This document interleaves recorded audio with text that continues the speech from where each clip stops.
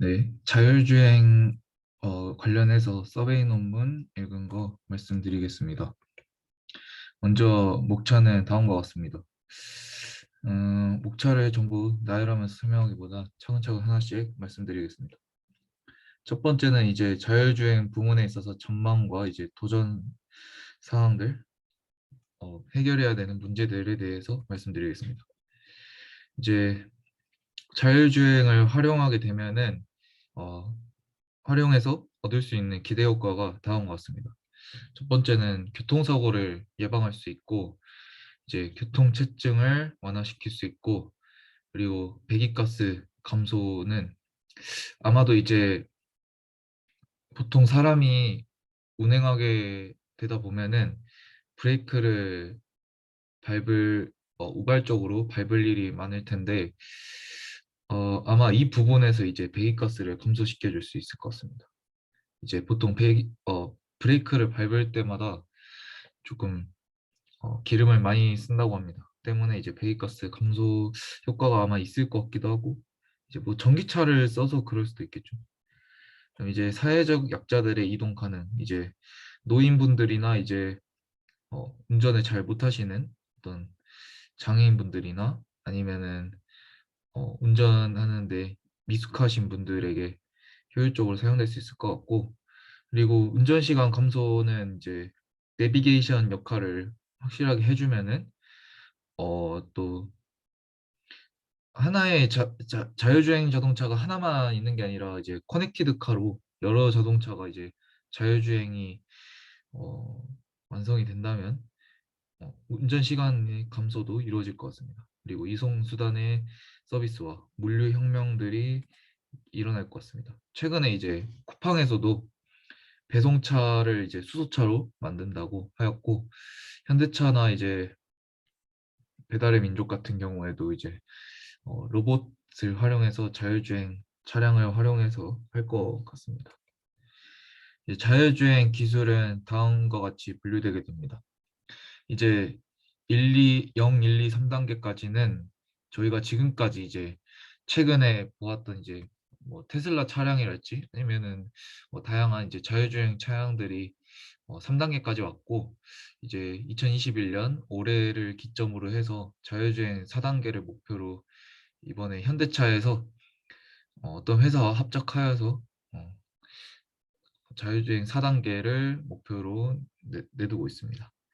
그리고 이제 0단계 같은 경우에는 이제 실제로 인간이 그냥 운전을 하는 경우이고, 1단계 같은 경우에는 이제 시스템이 차간거리, 조향 등을 보조해주는 방식이고, 이제 레벨 2 같은 경우에는 인간과 시스템, 인간이 합해서 특정 조건에서 시스템이 보조주행, 뭐 크루즈 주행 같은 경우죠. 그리고 레벨 3단계는 특정 조건에서 자율주행을 해주는데 위험시 운전자 개입. 테슬라 같은 경우에 레벨 3단계까지는 완벽하게 구현되어 있다고 합니다. 그리고 레벨 4, 5단계가 이제 고등 완전 자율주행인데, 이때부터는 운전자 개입이 불필요하고 5단계까지 가게 된다면 운전자가 없이 운행을 할 수 있다고 하는데, 어, 네, 뭐 아무튼 이런 식으로 분류가 되어 있습니다.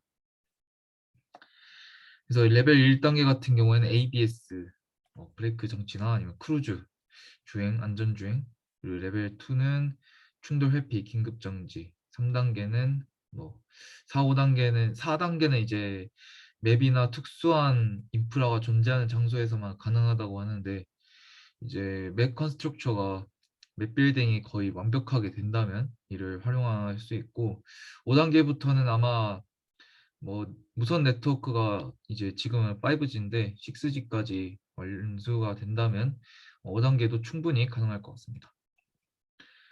현재 2단계와 3단계 사이의 기술이 상용화되어 있고, 현 단계에서 자율주행 실현의 문제점은 자율주행 모드에서 직접 주행으로 변경할 때 사고가 더 많이 발생한다 하고, 실제로 최근에 이제 현대차에서 내놓았던 자율주행 차량에서 어떤 운전자가 이제 자율주행 차량이 갑자기 이상하게 움직인다 해서 운전자 과실로 이제 사고가 난 적이 있는데, 뭐 그것도 이제 운전자 과실이 아니라 이제 기계의 문제도 있다고 하는 게, 사실 이제 사람이 위험해 보인다고 판단하는 부분도 충분히 이제 잘못됐다고 인지가 될 수도 있기 때문에 아직까지는 크게 이제 어, 완벽하게 구현이 되지 않았다라고는 합니다. 근데 2021년을 기점으로 해서 이제 완전자 4단계 완전자율 차량 로보택시가 나온다고 하였고, 그리고 이제 불가피한 상황의 사고에서 발생하는 윤리적 딜레마의 문제도 있다고 합니다.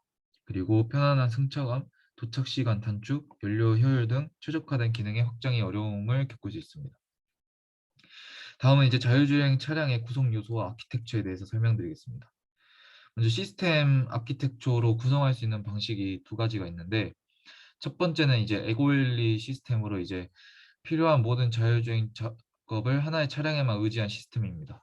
시스템적 한계를 외부의 차량이나 시설 등에 의존하여 보완하는데, 이거는 이제 다음 커넥티드 시스템으로 극복할 수 있고, 이 에고엘 온리 시스템의 경우에는 이제 센서들에 보통 의지하는 경우입니다.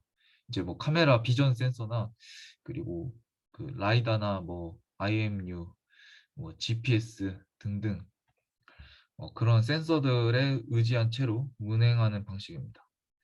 그리고 이제 커넥티드 시스템의 경우에는 이제 에고일리 시스템의 단점인 센서 범위, 센서 적용이 불가능한 구간, 연산 한계 등을 보완하는 방식으로 이제 차량 외의 주변 교통과 네트워크를 구성시켜주는 방식입니다. 이제 애드혹 네트워크처럼 이러한 방식으로 이제 서버가 있을 때 이제 안테나를 활용해서 클라이언트가 서버 통신을 하고, 이제 단말기간 P2P 피어 통신, 피어 투 피어 통신, 이제 P2P 방식으로 하는 방식입니다.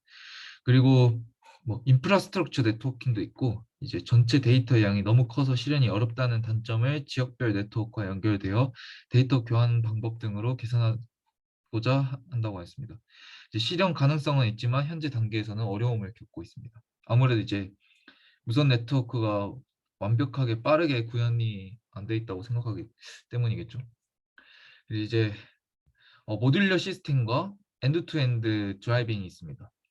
모듈러 시스템의 경우에는 이제 센서의 입력합, 매핑, 위치 추정, 로컬라이제이션, 이제 평가, 경로 계획, 차량 제어 등으로 작업을 구분하여 순차적으로 정보의 처리를 진행하는 시스템입니다. 이제 파이프라인 형태로 구성되어 있는데, 이제 모듈러 시스템의 경우에는 이제 환경에 이제 센서를 통해서 어떤 측정 값들을 구해내게 되면은 이제 이 안에 있는 이 파이프라인을 구성해서 뭐 오브젝트 디텍션, 트래킹, 로컬라이제이션, 어세스먼트, 비헤이비얼 프레딕션, 플래닝, 컨트롤 등등을 활용해 가지고 이걸로 이제 차량을 제어하게 되겠죠, 궁극적으로. 그래서 액추에이터 이제 동작기에 이제 그 어떤 센서 토픽 값들을 반영해주고 이제 차량을 제어시켜주는 방식입니다. 이제 이러한 방식 같은 경우에는 이제 센서들을 활용해서 이제 패스 플레이닝을 하는 경우인데, 장점으로는 각 과정에 대하여 전문적인 지식을 바로 적용이 가능하고 알고리즘의 통합과 우선순위 구분이 매우 쉽다고 합니다. 이제 단점으로는 이제 오류의 전파, 에러 프로파게이션이 쉽고 알고리즘이 지나치게 복잡하게 됩니다. 뭐 구현하는 방식은 상당히 어렵게 하겠지만 저희가 이제 직접 이제 어떻게 동작하는지 알 수 있고, 또한 그 오류 같은 것들을 이제 스스로 저희가 어떤 부분 이제 디버깅하면서 직접적으로 고쳐나가는 방식을 활용할 수 있습니다. 그래서 그게 장점인 반면에 이제 좀 알고리즘이 너무 복잡해서 어, 구현 방식이 좀 어렵은 게 있죠. 그리고 엔드 투 엔드 드라이빙 같은 경우에는 이제 딥러닝이나 뭐 강화학습, 뭐 진화학습, 아 진화 알고리즘 등등의 이제 방식을 통해서 이러한 알고리즘을 활용해서 이 가운데 있는 부분, 이 모듈러 시스템 부분을 엔드 투엔드 드라이빙으로 이제 바꿔가지고 이 부분에 이제 뭐 딥러닝이랄지 강화학습이랄지 뭐 진화 알고리즘, 제네틱 알고리즘 같은 거를 넣어가지고 이렇게 해결하는 방식이 있습니다. 그래서 엔드 투엔드 드라이빙에서 이제 딥러닝 같은 경우에는 이제 오프라인으로 학습이 가능하게 됩니다. 근데 단점으로는 이제 주어진 데이터셋에 대해서만 학습을 하고 성능이 비교적 떨어지게 됩니다. 저희가 이제 직접적으로 이제 데이터셋을 구성한 다음에 그거를 이제 컴퓨터한테 넣어주는 방식이라서 주어진 데이터셋에 대해서만 학습을 할 수 있습니다. 그리고 강화학습 같은 경우에는 최적의 주행 방법을 계속 합숙시키는 방법입니다. 시뮬레이터 상에서 아마 학습시키는 것 같습니다. 그리고 온라인에서의 데이터 통신이 필요하게 되고 실제 주행에서는 실현되지 않다고 합니다. 아직까지는 구현이 안 됐다는 거의 의미인 것 같습니다. 그리고 뉴로 이볼루션 이제 다음에 이제 설명드릴 건데 이 뉴로 이볼루션은 백프로파게이션을 사용하지 않다고 합니다. 이 백프로파게이션이 어떤 거냐면 이제 역전파라고 원하는 어떤 목표값과 실제 학습 모델에서 나온 아웃풋 사이의 오차를 학습 모델의 변수에 적용하는 방식의 알고리즘입니다. 이 뉴로 에볼루션 같은 경우에는 이제 온라인에서의 데이터 통신이 또 필요하게 되고 이제 실제 수준에서는 실현되지 않다고 합니다. 이 강화학습과 뉴로 에볼루션은 아직까지는 부족한 반면에 딥러닝은 이제 구현이 가능한 것 같습니다.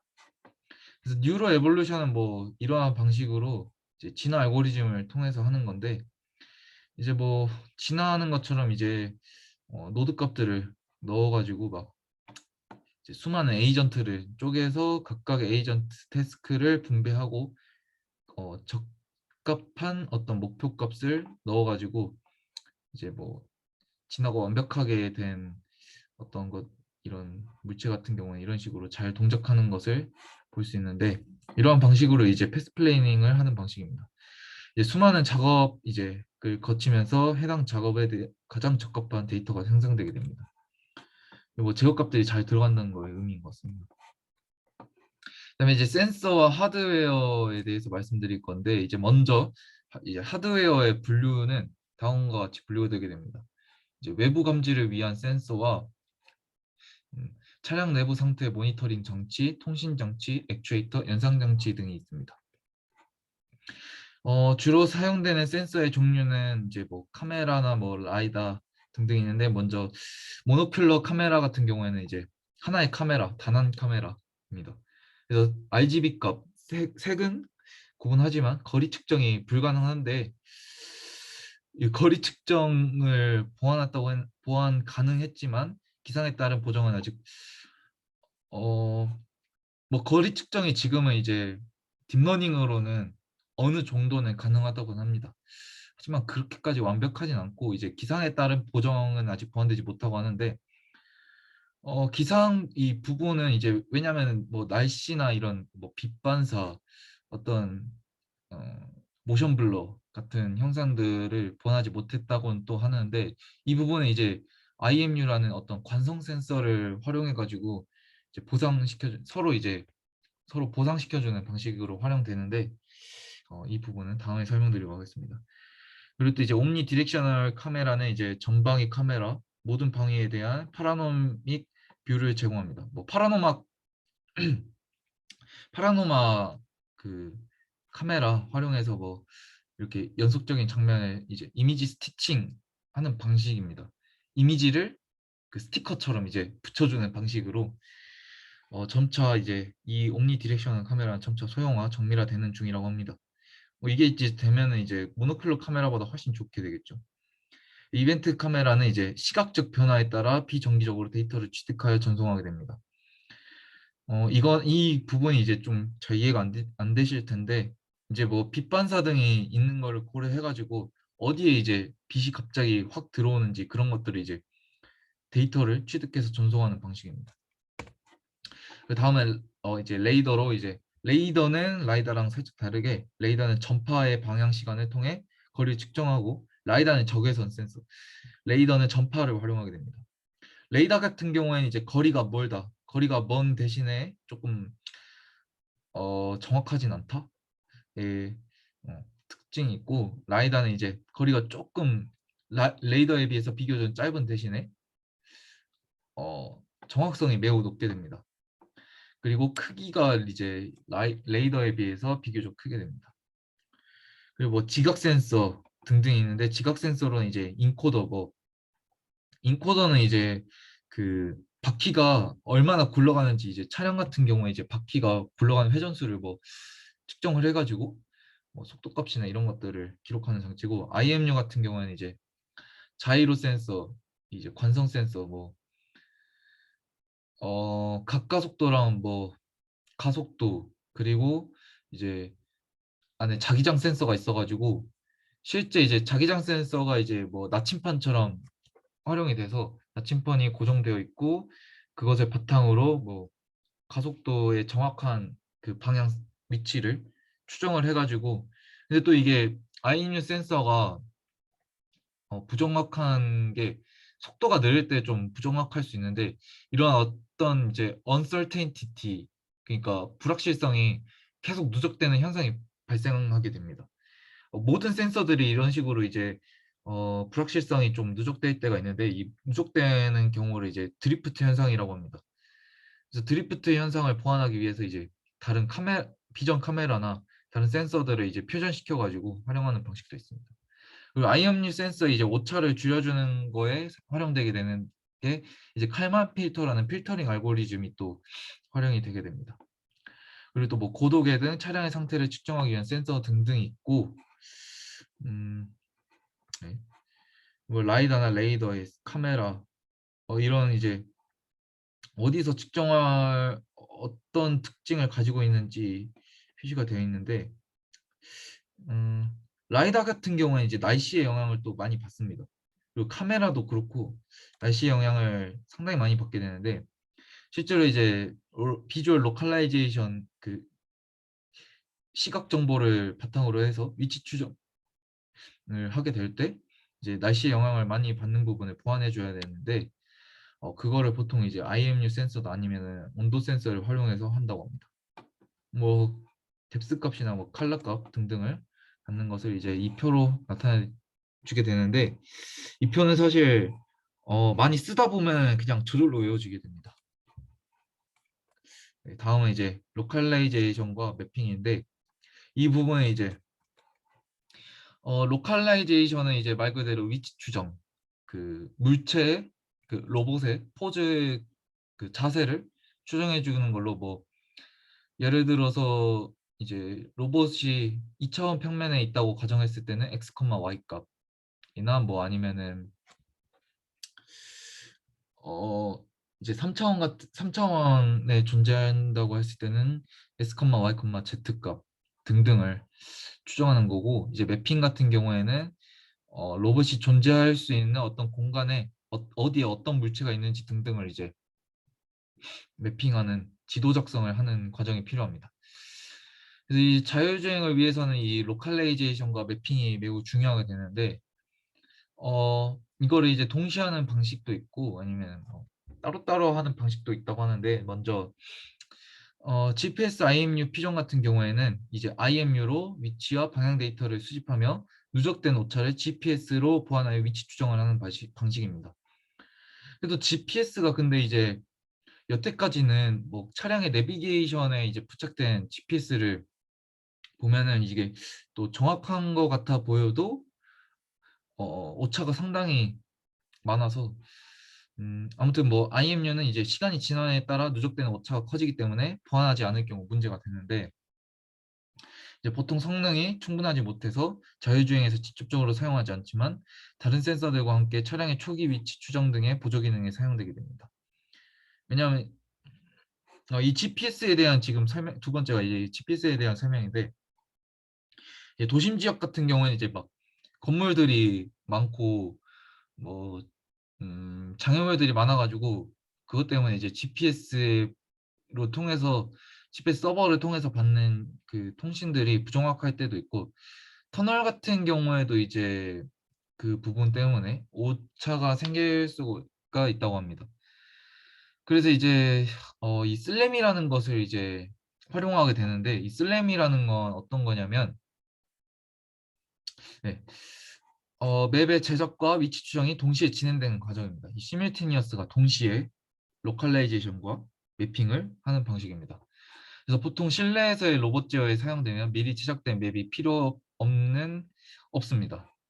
그래서 실외에서는 높은 연상 기능이 필요하고 주변 환경에 영향을 많이 받아 기능이 현저히 저하되게 됩니다. 아직까지는 실외에서 활용되는 거는 이제 음, 모노큘러 이제 단화 카메라 슬램으로 많이 연구하고 있는데, 음, 이제 위치 추정을 하기 위해서 이제 어떤 뎁스 값이나 이런 것들이 부족하게 되는데, 그 부분을 이제 최근에는 딥러닝을 활용해서 이 부분을 보완하기도 하고 있고, 또한 뭐 IMU 센서나 아니면 라이다 등등을 퓨전해 가지고 활용하는 방식들도 하고 있습니다. 그래서 이제 이 슬램을 활용하는 이유는 이제 위치 추정을 하기 위해서는 이제 맵이 필요하고, 매핑을 하기 위해서는 로봇의 위치도 필요하게 됩니다. 때문에 이제 이 부분을 이제 보완하기 위해서 동시에 하려는 걸 활용하고 있고, 그래서 이 슬램이라는 것이 때문에 이제 최근에 이제 자율주행이 이제 구현되기 위해서는 또 이런 GPS 같은 거나 다른 거를 활용하기에는 이 로컬라이제이션이 부족해서 이 슬램이라는 것을 이용하고 있습니다. 이 슬램에 대해서는 이제 자세한 설명은 다음에 하도록 하겠습니다. 그리고 이제 프라이어리 맵 베이스드 로컬라이제이션. 이제 슬램을 통해서 얻은 이제 정교한 맵을 기반으로 해서 차량의 현재 위치를 추정할 수 있는데, 뭐 슬램뿐만이 아니라 뭐 SFM, 스트럭처 프롬 모션이나 아니면 어떤 비주얼 오도메트리를 활용해 가지고 얻은 맵을 기반으로 차량의 현재 위치를 추정하는 방식입니다.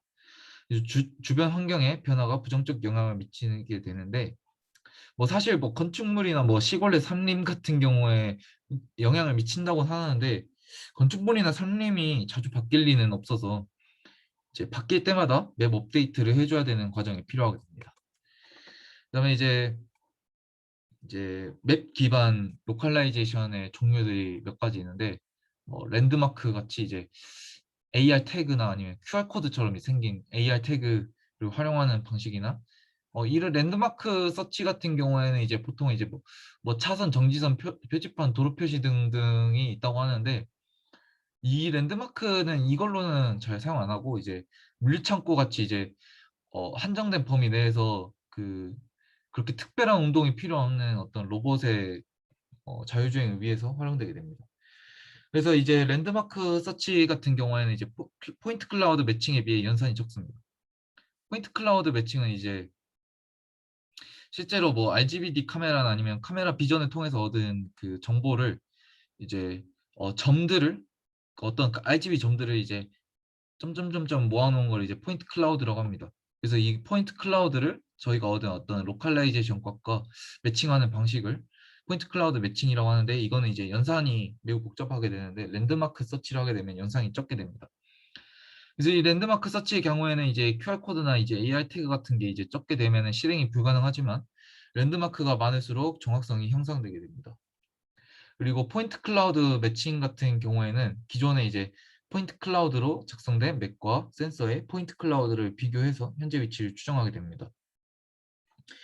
이제 이거는 이제 GPS 등의 부가적인 센서를 통해서 보정하기도 하고, 기존의 이제 맵을 계속해서 사용하는 방법과 짧은 시간 간격을 두고 맵을 갱신하는 방법이 있다고 합니다.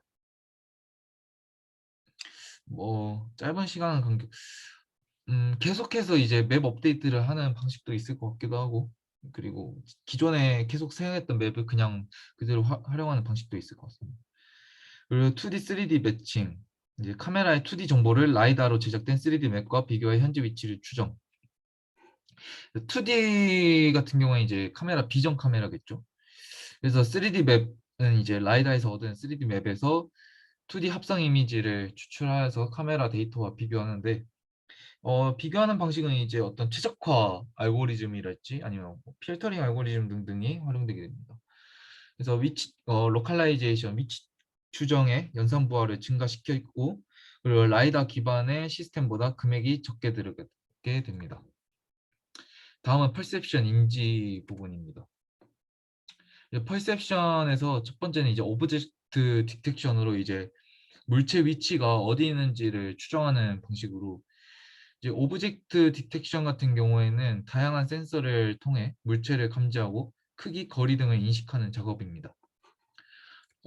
이것이 활용되게 되는 경우는 두 가지로 쓸 수 있는데, 카메라랄지 아니면 센서 퓨전을 활용해서 하는 방식으로, 이제 카메라 같은 경우에는 욜로라는 어떤 머신러닝 알고리즘이 있는데, 이를 통해서 이제 물체가 어디 있는지, 장애물이 어디 있는지 등등을 활용할 수 있습니다. 그리고 이미지 기반 오브젝트 디텍션 같은 경우에는 이런 식으로 욜로라는 게 있는데, 뭐 차가 이게 차인지 아니면은 이게 뭐 신호등인지, 그리고 뭐 자전거인지 사람인지 트럭인지 등등을 이제 이게 이제 패턴 클래시피케이션으로 패턴 인식하는 겁니다. 그래서 이미지에서 특정 객체를 분류하고 그 크기를 정의하게 됩니다. 여기서 사용하게 되는 그 알고리즘은 RCNN이라고, 그 Region of Convolution Network, Neural Network입니다. 그래서 조도와 기상의 변화 같은 문제에 취약하여 추가적인 센서와 함께 사용하는 경우가 많습니다. 이제 센서 퓨전을 활용하게 되고 조도의 변화에 대응할 수 있는 카메라 및 영상 처리 기능을 개발하는 중이라고 합니다.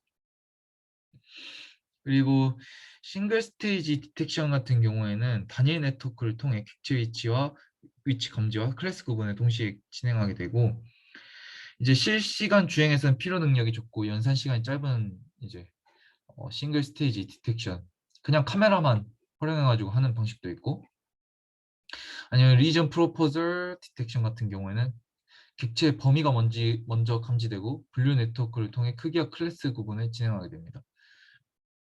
이것 같은 경우는 이제 네트워크를 활용해 가지고 하는 방식입니다.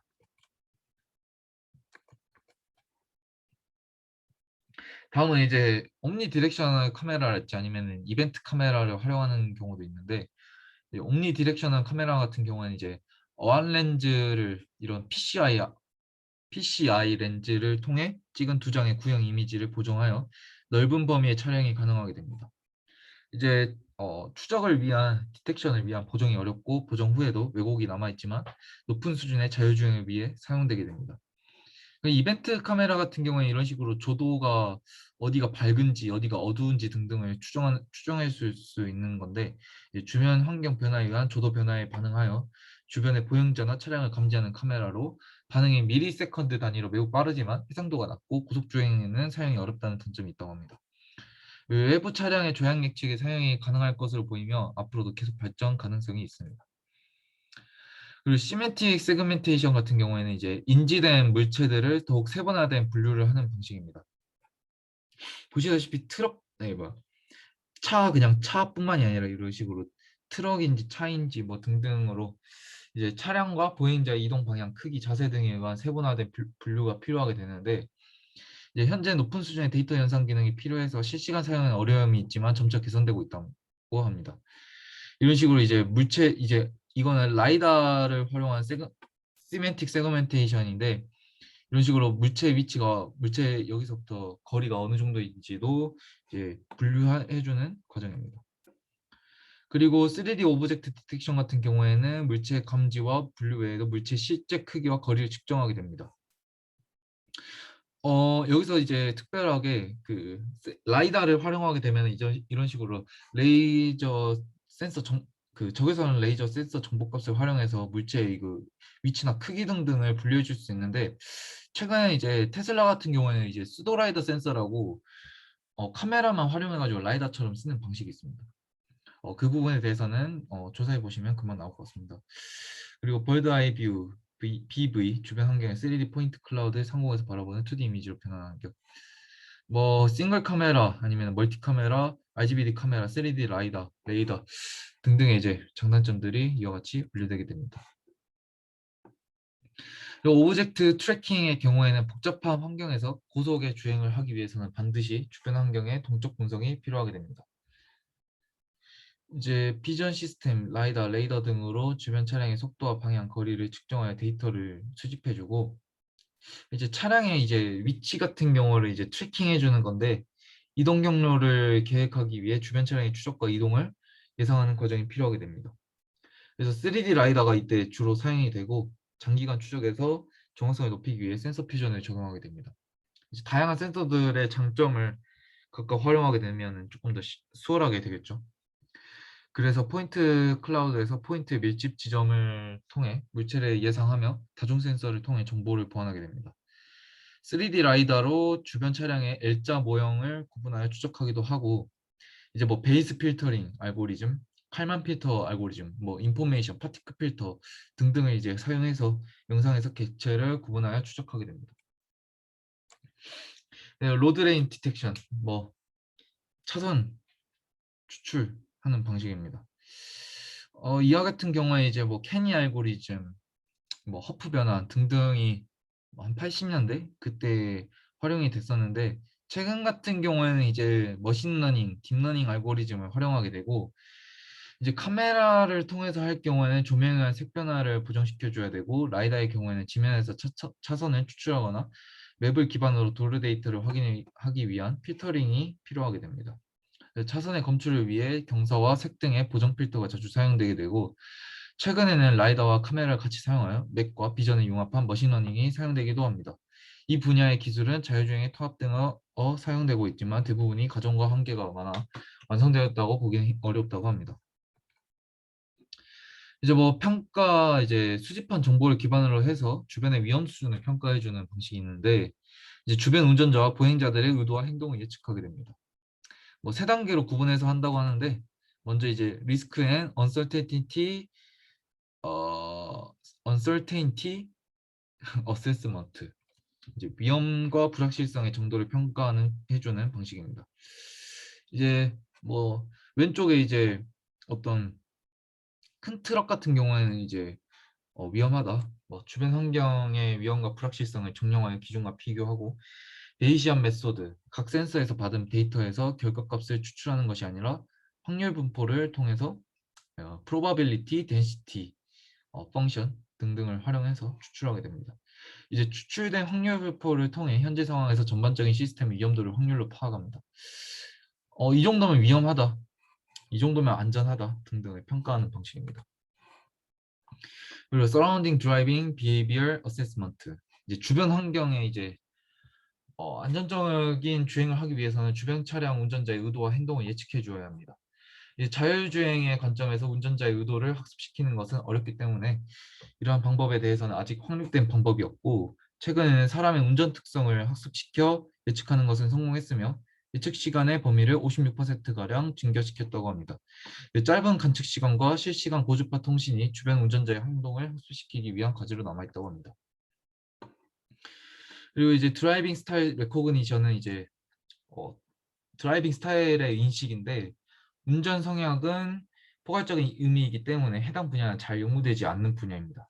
일반적으로 운전 성향은 공격성과 연료 효율을 통해 정의하는데, 주변 차량 운전자가 보이는 규칙적인 행동이나 주행 중 특정 상황에서의 행동 평균 속도를 통해서 데이터를 수집하여 구분합니다. 현재까지는 이제 자율주행 시스템을 성공적으로 적용한 사례는 없는 것으로 보인다고 합니다.